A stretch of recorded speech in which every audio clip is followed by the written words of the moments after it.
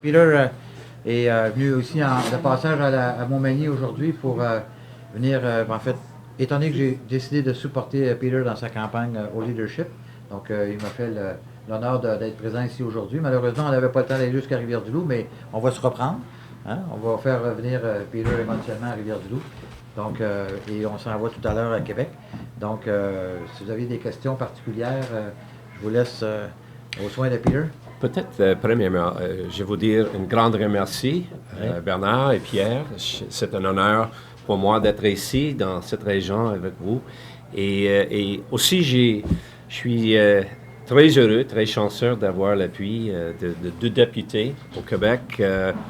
On avait une bonne équipe sur le terrain. Ici, on avait une réunion avec les bénévoles. Yeah.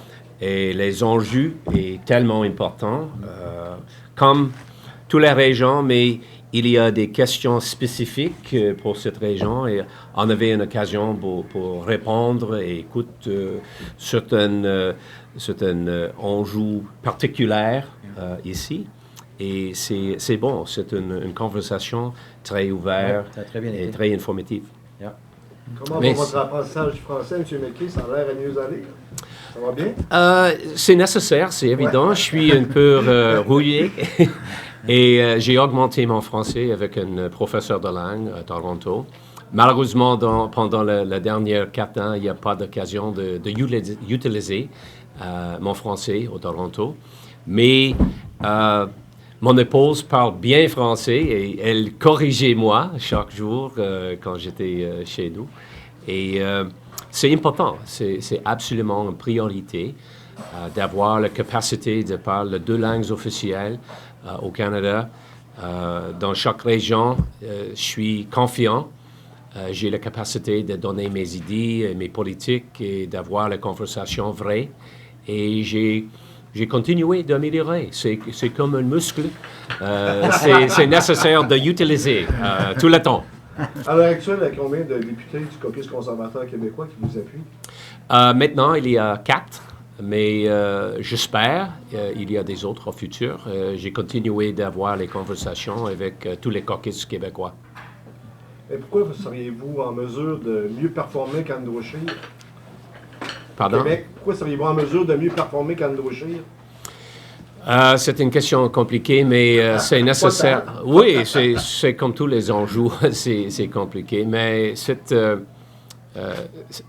une grande difficulté pour les personnes qui ont perdu le travail. J'habite dans une petite ville à Nouvelle-Écosse et on avait une situation similaire. C'est un désastre pour l'économie locale.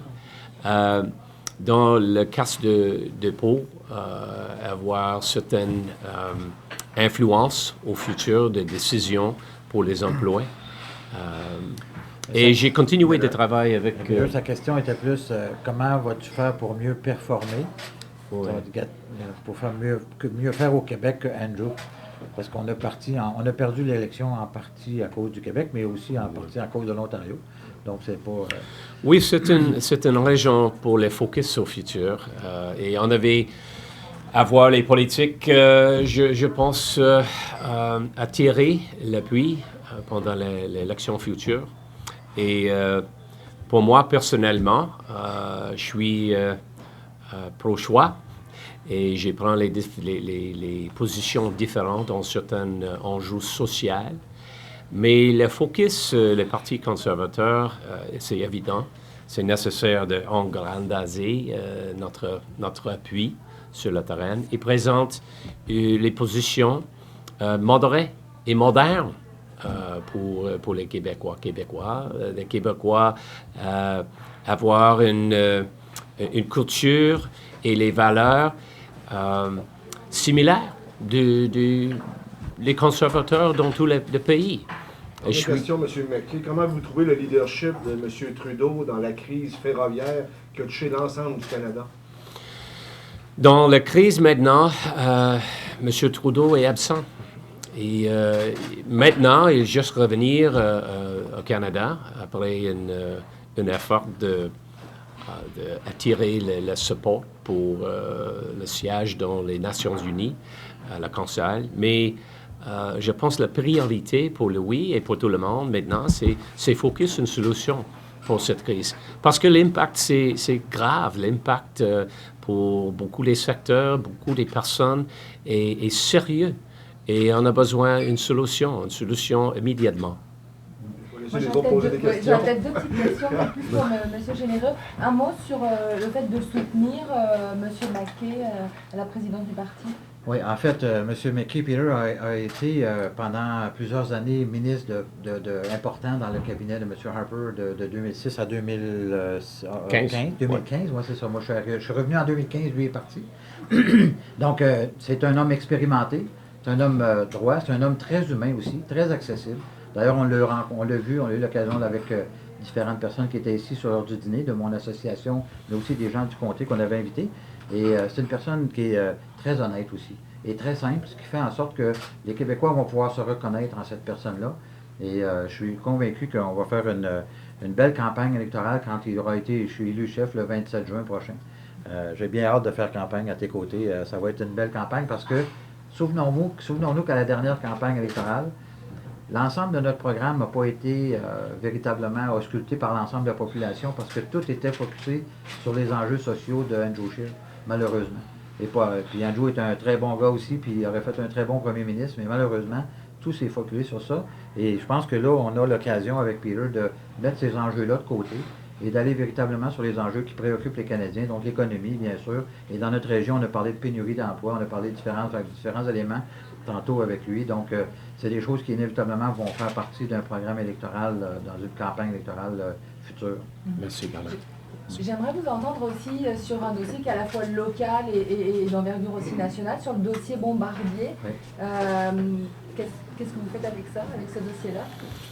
Tu veux y aller? Après vous. Oui, OK. Ben, en fait, Bombardier, on comprend que la décision de Bombardier de vendre sa division ferroviaire est un impact régional ici important.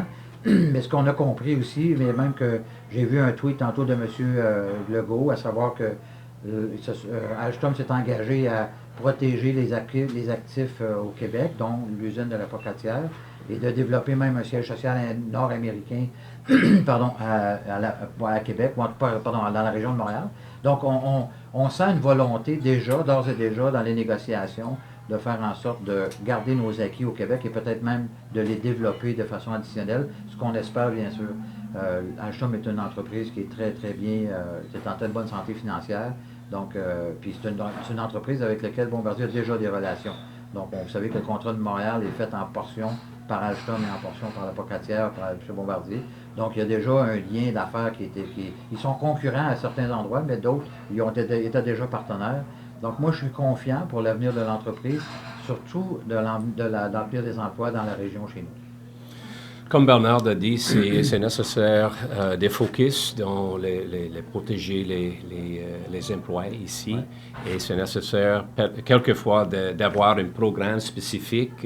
J'ai expérience cette situation dans ma région, en Nouvelle-Écosse.